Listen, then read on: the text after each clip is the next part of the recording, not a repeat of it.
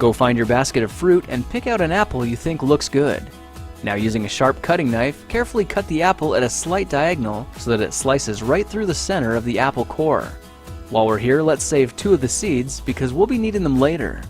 Now that we've got our 2 halves, let's take the side that still has the bottom attached and place it face down on a cutting board.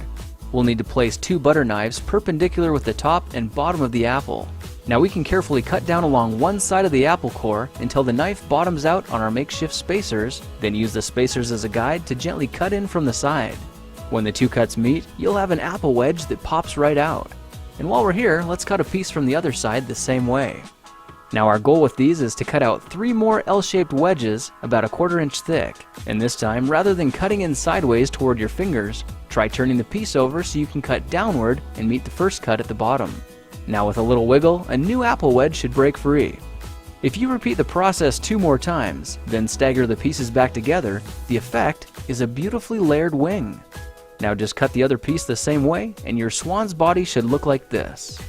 To make a place for the head, all we need to do is carefully cut into the front of the body and gently lift the pieces out to reveal a clean and fairly deep groove.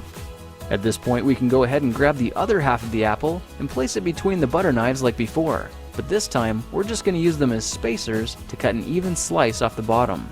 You can see that repeating this process 3 or 4 times gives us a nice variety of shapes and sizes.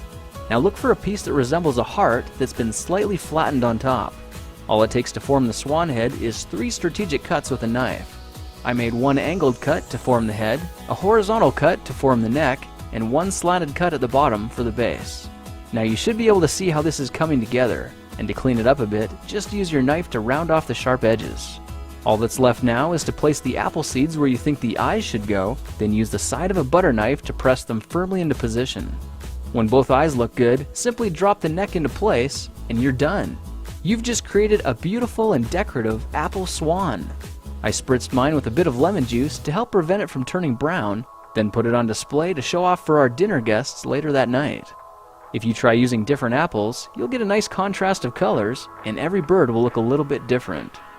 Well, now you know how to take any ordinary apple and turn it into a decorative and edible apple swan.